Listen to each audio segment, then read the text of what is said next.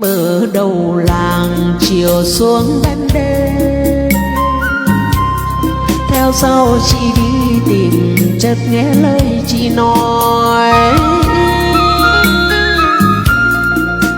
ai mà tìm được lá diêu bông, từ nay chị sẽ lấy làm chồng. Hai ngày sau em tìm thấy lá, chị cháu may đâu phải lá diêu bông. Mùa đông sau em lại tìm thấy lá, chị lắc đầu